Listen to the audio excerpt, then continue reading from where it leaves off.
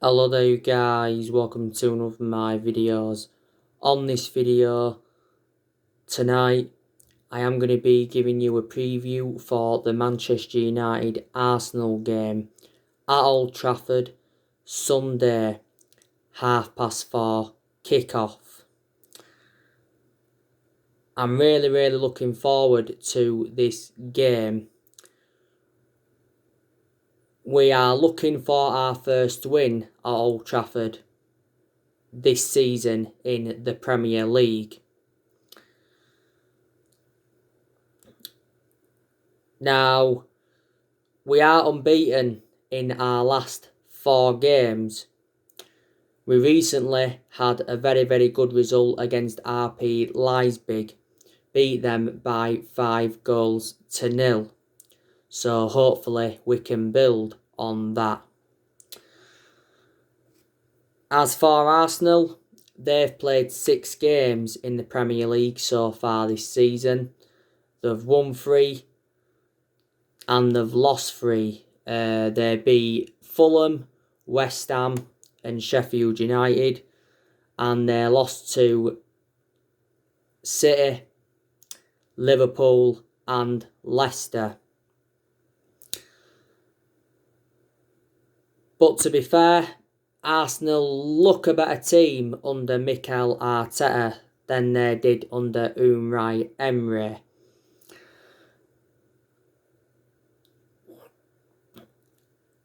Arsenal made a few good signings in the summer transfer window. They brought Willian in on a free, they brought Gabriel Magalhaes in, and they also brought Thomas Partey in. Arteta's made a couple of other signings. He obviously brought Pablo Mari in, and he brought Cedric Soares in. Obviously, Arsenal have got players there from the Unai Emery era, because when Unai Emery was in charge of them,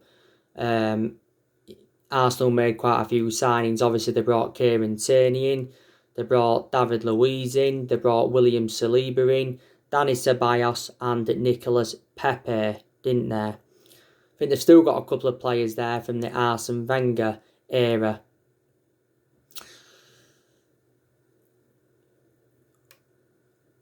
But, got to say, this used to be a very good game, Manchester United-Arsenal, you know, when we had Sir Alex Ferguson and when they had Arsene Wenger. We had Ferguson for 27 years. Ferguson is the longest serving manager in English football. Arsene Wenger endured 22 years with Arsenal. He's the second longest serving manager in English football. Wenger probably endured around 12 good years out of the 22 years he was with Arsenal. But I think probably one of Arsenal's best players is Pierre-Emerick Aubameyang, obviously. I also like Lacazette. They're a good partnership, Aubameyang and Lacazette. Arsenal have still got Ozil. He's aging up, is Ozil. He has been subjected to transfer speculation. He's had some good games, though, under Mikel Arteta. Arsenal have obviously got Granit Xhaka. They've got Guendouzi. So, they've got good players in their team. I think Arsenal have got some players out with injury, so they won't be playing on Sunday. I think they've got Callum Chambers out. They've got Rob Holding out. They've got Gabriel Martinelli out. They've got David Luiz out. And Pablo Mari. And I think Willian has recently been out with injury. The game at Old Trafford last season was 1-1. We did lose the game at the Emirates by 2-0. So, Arteta's already had one over Ole Gunnar Solskjaer. So, obviously, Solskjaer will want to get his revenge. Arsenal have not beaten us at Old Trafford in the Premier League since 2006. So, that's over 14 years ago now.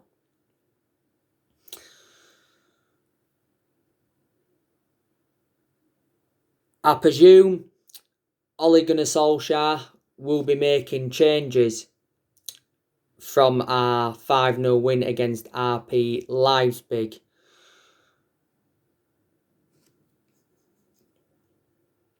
We're obviously missing around 5 players for this game on Sunday. Obviously, Eric Bailly's unavailable. Eric Bailly's out for 3 to 4 weeks with a muscle injury, like Solskjaer confirmed. Lingard's unavailable. He's out with a knock. Alex Telles, he recently got tested positive for coronavirus, so he's going to miss this game against Arsenal. Telles was absent for the game against Leipzig. He also didn't play any part against Chelsea. Solskjaer insists, by the way, that Alex Telles has no symptoms. Anthony Martial is not going to be available for this game. He's got 1 game to serve and then his suspension's up. Don't forget, Martial got sent off in our 6-1 defeat to Tottenham. And I think also too, Phil Jones is out for this one. But, like I said, it will be a tough game.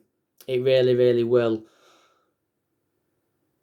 You know, Arsenal, don't forget, they are the most successful team in FA Cup history because they have won 14 FA Cups. That was Arteta's first trophy as Arsenal manager last season. Arsenal have also let a lot of good players go, haven't they? You know, they let the likes of Aaron Ramsey go, they let Jack Wilshere go, they let Sammy Nasri go, they let Sanchez go, they let Robin Van Persie go.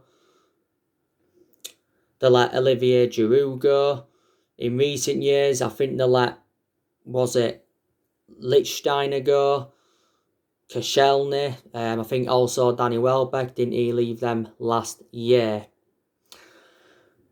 By the way, I'll be giving you my starting 11 prediction tomorrow for this game. I'm hoping Marcus Rashford can start this game for us. Rashford didn't start against RB Leipzig, but he did come on and he scored a hat-trick. He became the second Manchester United player to score a hat-trick as a substitute.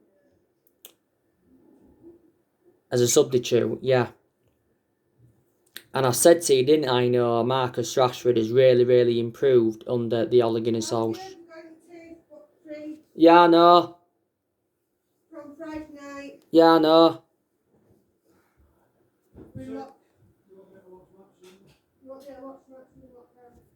Alright. Rashford has been part of the club for several years. You know, he has been United player since the age of 7. And he's been in our senior squad since 2016.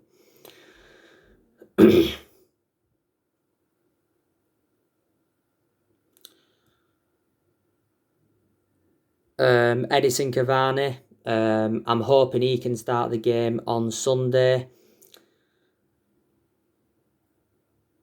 Edison Cavani, I thought, did very, very well when he came on against RB Leipzig. He also did well in our last league game when he came on against Chelsea. Edison Cavani almost scored with his first touch, didn't he?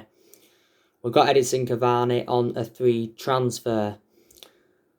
Edison Cavani signed a 2-year contract with the club worth around 220 grand a week. Obviously, he is our new number 7. Mason Greenwood, I think he should be starting this game. Mason Greenwood did start against RB Leipzig. He obviously scored the first goal. It was his first Champions League goal for Manchester United, and that was his 59th appearance. And like I said to you, he made some good runs on that right channel, did Mason Greenwood. Was it prior to the Chelsea game? Solskjaer defended Mason Greenwood and blasted our ex-players for criticising him. And he was saying like the English media are starting to go after him. Mason Greenwood broke into our first team squad last season. At the start of this season, it confirmed that would give him the number 11 shirt. Mason Greenwood is the 4th Manchester United player to wear that number 11. I think we had a few issues with him earlier on in the season because he was getting dropped from the England squad quite a few times. I'd like Donny van der Beek to make his Premier League debut against Arsenal on Sunday. Donny van der Beek started against RB Leipzig. That was his first start in the Champions League for Manchester United, and I thought he did very, very well. His awareness in tight spaces was very, very good, and his defensive contribution was good, and he'll bring a lot to the club, I think, Donny van der Beek. Solskjaer was talking about Donny van der Beek prior to the RB Leipzig game, and he said that Donny van der Beek's going to play a big part this season and he's going to be an important player. And he responded to the criticism over the use of Donny van der Beek. I think it was Neville and Patrice Evra that criticised it. But I think when Donny van der Beek's played, he's enjoyed a fantastic start to his Manchester United career. We got him from Ajax for around £40 million. Van der Beek signed a 5-year deal with the club with an option of a further year, and he currently wears that number 34 shirt. You know, Solskjaer's been working out what his best position is going to be, because Donny van der Beek can play in like 3 different roles. Obviously, he played in number 10 against Leipzig, but his predominant position is box to box, isn't it? If Donny van der Beek starts on Sunday, he'll start ahead of either Bruno Fernandez or Paul Pogba. Now, Paul Pogba, do you think he'll start the game on Sunday? Do you think he'll play Pogba and Donny van der Beek again, you know, like he did against RB Leipzig? Pogba did quite well against RB Leipzig, to be fair. Obviously got the assist for Mason Greenwood's first goal. Paul Pogba, though, hasn't enjoyed the greatest starts to the season. He's done well recently. Obviously, he'd missed our last 3 games prior to the RB Leipzig one. Well, obviously, you know, he started on the bench. Paul Pogba recently denied that he'd quit the France national team.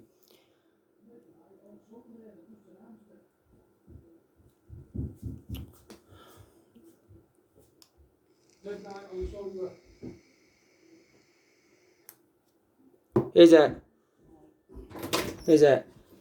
He's put us in turf-free. Midnight on Sunday, they've just announced it. Alright. West Yorkshire. Alright. Bye pubs. Bye restaurants. Alright. Just something else now about it. Alright. You'll be able to go watch Man U and Arsenal if you want to. Alright. But Sunday night, that's it. Pub won't be open then for God knows how long. Alright. You don't seem interested. Well, I'm not. Yeah, as I was saying, he denied quitting the France national team, and he said he was, you know, Paul Pogba was going to take legal action. Paul Pogba could be leaving Manchester United next summer, couldn't he? Obviously, a few weeks ago, was it, we triggered that 1-year extension on Paul Pogba's contract. And that obviously keeps him at the football club until June 2022. This was also confirmed by Fabrizio Romano, but don't forget we made a warning to Paul Pogba the other week, was it, that we will not break our wage structure to keep him at the club, so we're not willing to pay him what we paid Alexis Sanchez. Pogba on his current contract at the moment is on around 290 grand a week, so he's one of the highest paid players as it stands. He's the most expensive signing because we paid £89 million for him, didn't we? The other week, a few weeks ago, Paul Pogba made an admission saying that one day he wants to join Real Madrid.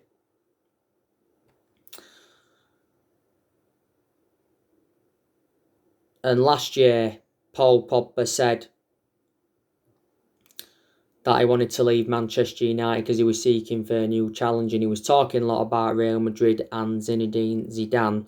There's obviously been rumours of him going to Barcelona, PSG, there's been rumours of him going back to his former club, Juventus. Paul Pogba did enjoy 4 good years with Juventus, but the vast majority of his performances at Man United have been totally comparison to his ones at Juventus. This season is Paul Pogba's 5th season at the club since he rejoined. He's made over 100 appearances in all competitions. He's won 2 trophies at the club. That was the Europa League and the League Cup. That was in his first season, was it? He sustained a few injuries as a Man United player. For the vast majority of last season, he was out with that ankle injury. Bruno Fernandez. Now, if Donny van de Beek doesn't start, then I think Bruno Fernandez will start. Unless he plays Donny van de Beek and Bruno Fernandez and, drops Paul Pogba, I don't know. But should be involved. Bruno did quite well when he came on against RB Leipzig. Obviously, got an assist. Bruno Fernandez has endured around 9 months at the football club. And the vast majority of his goals have come from the penalty spot. Bruno Fernandez won Premier League Player of the Month around 3 times last season, reflecting on his good performances, and he won some Matt Busby Player of the Year award. He's one of the best signings we've made under the Ole Gunnar Solskjaer era, and probably one of the best signings we've made since the Sir Alex Ferguson era. Bruno. Now, Nemanja Matic, I don't think he'll start the game on Sunday. He did start against RB Leipzig. Wasn't too bad, to be quite honest with you. I thought his hold-up play was quite good. And that, Matic has actually, lost his place in the team. Matic has endured around 3 years or so at the football club. We paid £40 million from Chelsea back in 2017. Was it at the start of the season? He signed a 3-year deal with the club, but Matic had some good games towards the end of last season, didn't he? Fred, now, he's undroppable. Fred started our last 4 games now. I've got to give him a lot of credit because I thought he did very, very well against RB Leipzig. Dictated the play well. On and off the ball, very, very good. When he had the ball, he kept it well. There's been a lot of improvements in Fred's game under the Ole Gunnar Solskjaer era, hasn't there? So he probably will be playing in this game against Arsenal, will Fred. Fred's been at the football club for a couple of years. We paid £52 million for Fred from Shakhtar Donetsk. I think we got him in Jose Mourinho's final transfer window. Fred has got a contract with the football club until 2023. Or, we could possibly start McTominay on Sunday. McTominay didn't start against Leipzig, but obviously, came on. I think McTominay's done very, very well. He spoke well in the press conference before the RB Leipzig game. And I've been critical of McTominay before, but he's done well recently, to be fair, as McTominay. Was it just after the first lockdown, McTominay signed a 5-year contract at the football club? Ollie could start Fred and McTominay on Sunday. You just don't know, do you? Luke Shaw here, he should be starting on Sunday. Obviously, Alex Telles isn't available, like I've said. Luke Shaw wasn't that bad against RB Leipzig. Like I said, his defensive contribution was good and showed very good attacking intent. My only element of concern about Luke Shaw is that he is injury prone. But prior to that, he's improved under the Ole Gunnar Solskjaer era. Harry Maguire, he should start in central defence.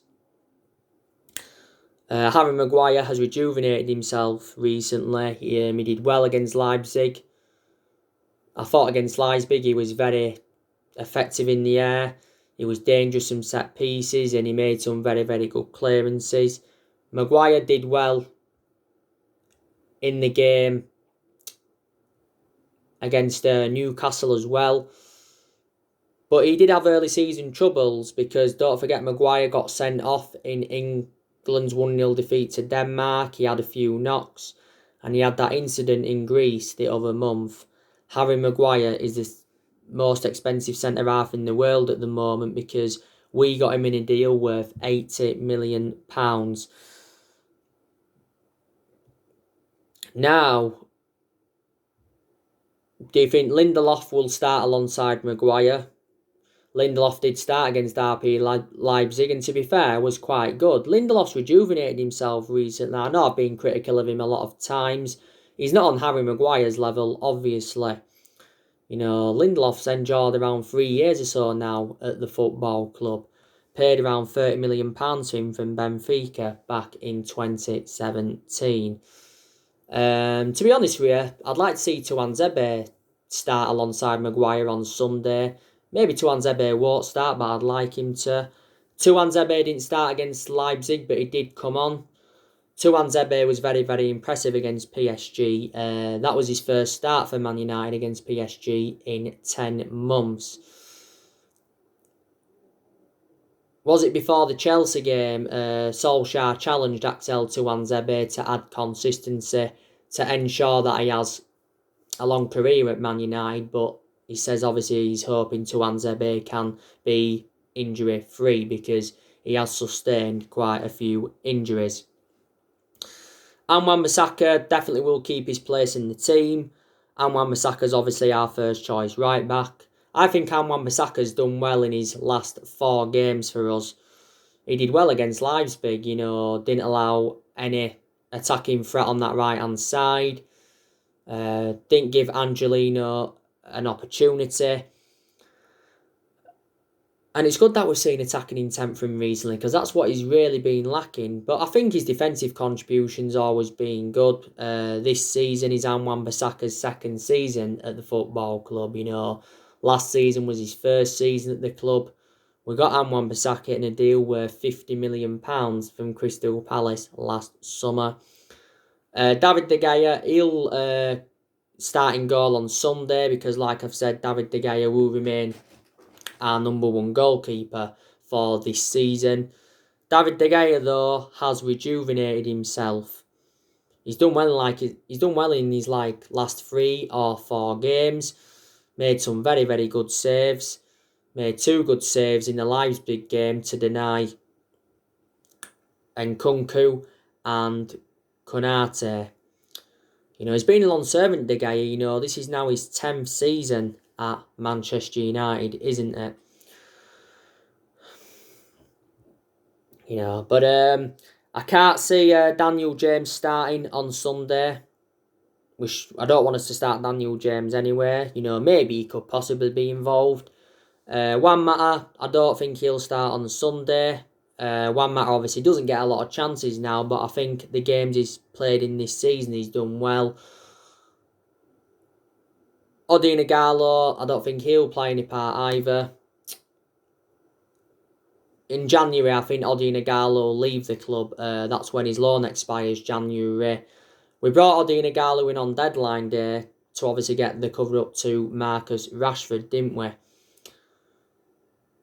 But Odin Ighalo, though, was our top goal scorer in the FA Cup last season, wasn't he? I don't see Brandon Williams being involved either. Brandon Williams is going to be finding game time difficult now following the arrival of Alex Telles. Formation. I think a lot of United fans are expecting Ollie to stick with a 4-2-3-1 formation. Went with a 4-2-3-1 against RB Leipzig. Solskjaer's gone a lot with that formation since he got appointed in as Manchester United manager. I said, you know, we look very good with a 3-5-2. I think a few times Ollie's gone with that 4-3-3 formation. So, yeah. After the Arsenal game on Sunday, it is Istanbul Başakşehir in the group stage of the Champions League. That's our other opponent in the group. We've had a good start in the group. We've won our first 2 games, so we've registered 6 points, beating PSG 2-1 and beating RP Leipzig by 5-0. And PSG and RP Leipzig are very, very good teams. I think we're definitely not going to get into the knockout stages of the Champions League, I do. After Istanbul Başakşehir, then it's Everton, and then it's an international break. But I think a lot of pressure would have eased off Ole Gunnar Solskjaer, reflecting on that 5-0 win yesterday against RP Leipzig. And I think there's a lot of Manchester United fans now that are saying Ole is the right manager. And I've got to say, Ole is a great tactician in Europe. He's proved it. He's obviously overcome Thomas Tuchel. He's overcome Julian Nagelsmann. I think his approach to a lot of the big games have been superb. Look at last season, Solskjaer beaten Pep Guardiola 3 times. He beaten Frank Lampard 3 times. He's overcome Jose Mourinho once. But there's a lot of games as well at Manchester United where he's been very tactically naive. So Solskjaer does deserve credit. He really, really does.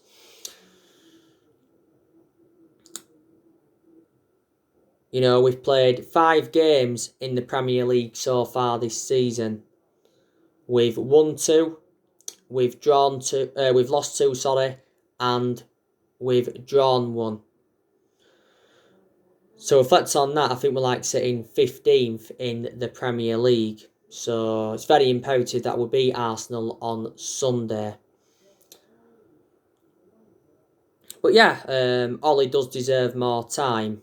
Obviously, a few weeks ago, Ole Gunnar Solskjaer was, under serious pressure, and obviously he was close to getting the sack, and there was talks of obviously Mauricio Pochettino coming in. There was also talks of Massimiliano Allegri. Well, we was looking at Massimiliano Allegri as an alternative to Pochettino, weren't we? But since the 6-1 defeat to Tottenham, we really, really have rejuvenated ourselves. Now, I said at the start of this season, Ole's got to exceed his expectations. And I think he's got to guide us to a top 4 finish. And hopefully we can win a trophy. Because we've not yet won out in terms of silverware under the Ole Gunnar Solskjaer era. And we haven't won a trophy for over 3 years. But this is his second full season at the club. Obviously, I credit Solskjaer for what he did last season, because last season he got us qualification for the Champions League. He also got us 3rd, and he guided us to 3 semi-finals. Solskjaer has spent over £200 million since he became Manchester United manager, and he's brought around 10 senior players in, and he's enjoyed around 4 transfer windows. We've also seen a lot of players depart the club since he got recommended in, and I also like the way that Ole has promoted the youth. So there's definitely a lot of positives to take. I think Ole needs backing more, because in the summer transfer window wasn't backed enough. He really, really wasn't.